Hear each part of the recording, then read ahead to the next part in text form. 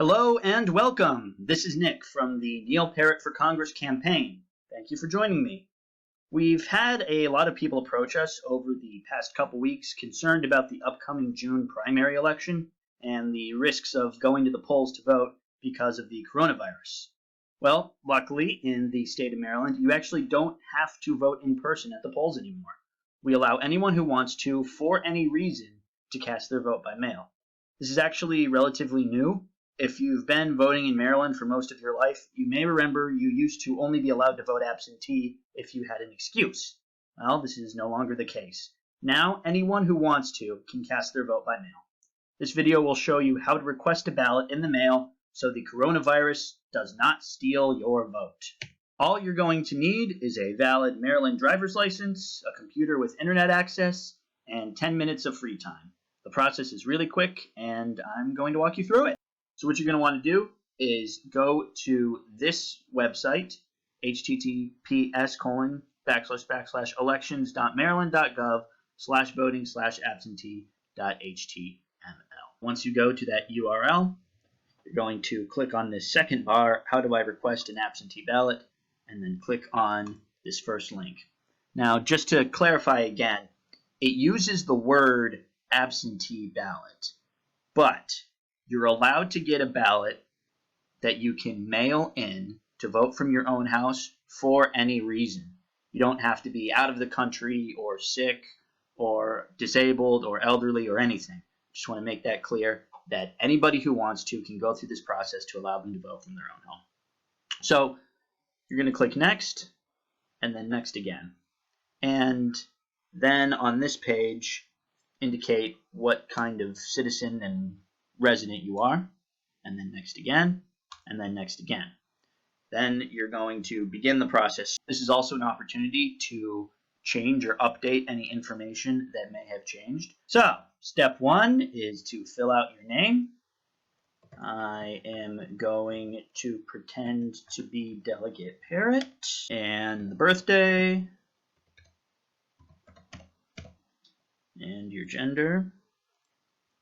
And then the last 4 digits of your social security number. I'm just going to make it up. Then here is where you're going to need to get your driver's license out. So you're going to need 2 things.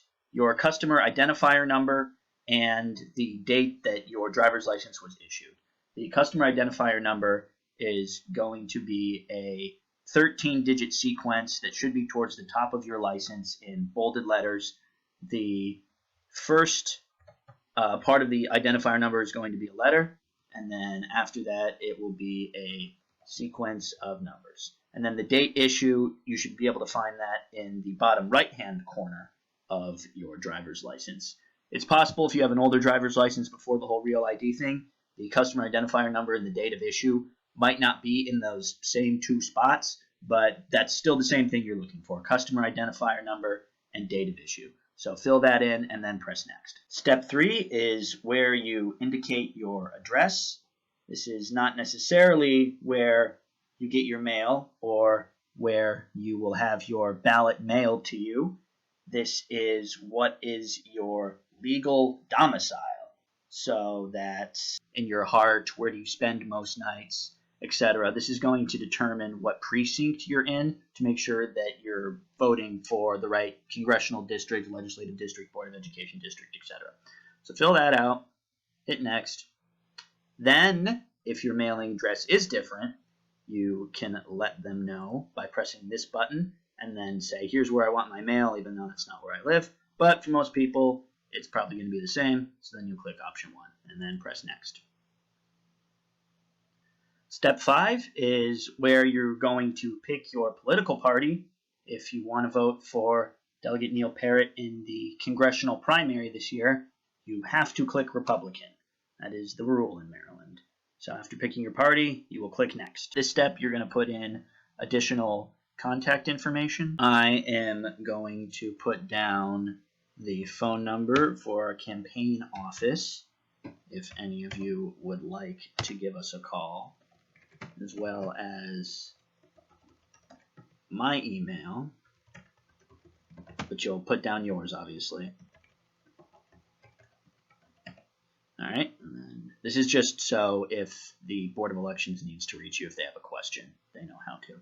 So then you'll click Next, and then you're going to let them know if this is the first time you're registering to vote. If it is, congratulations, this will get you on the voter roll, but most of you are probably just trying to get a ballot to be able to vote by mail, so you'll click Yes.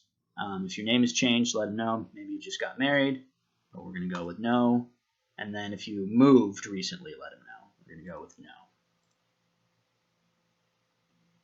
No. Even though the purpose of this video is to request a ballot to vote by mail, you still have to go through this 8th step where if you were to vote in person, would you need help?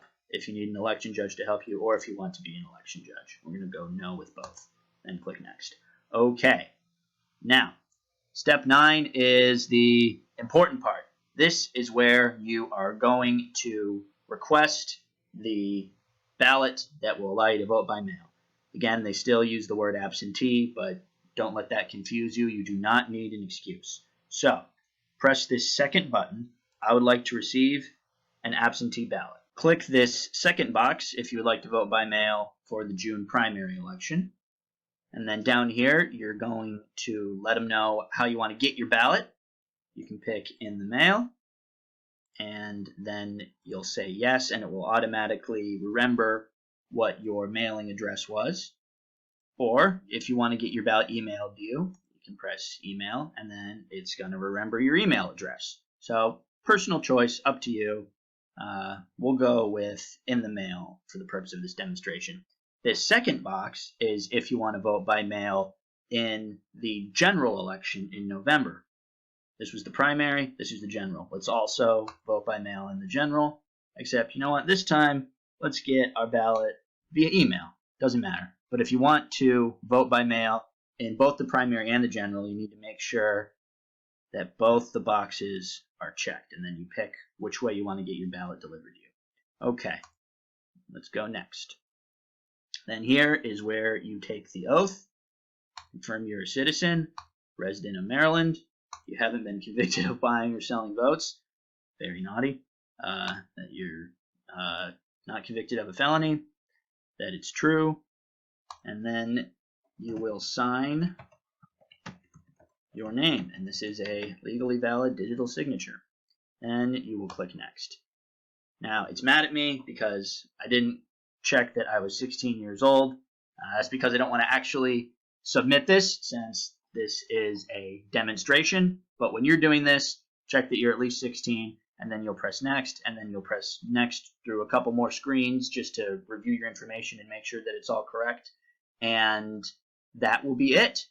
And your ballot will be delivered to you either in the mail or by email for either or both, depending on what you requested, the primary election in June or the general election in November. So with that, thank you all so much for watching. I hope you found this video on how to protect yourself from Corona stealing your vote informative. One thing I should add is that this process will only set you up to vote by mail for the elections you selected, the 2020 primary, the general, or both. Next year, you will have to vote in person again unless you do this process again. So my contact information, if you have any questions, is right here. And of course, I hope you'll consider voting for Delegate Neil Parrott for Congress when you do vote.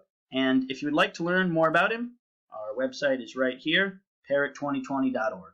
Thanks for watching.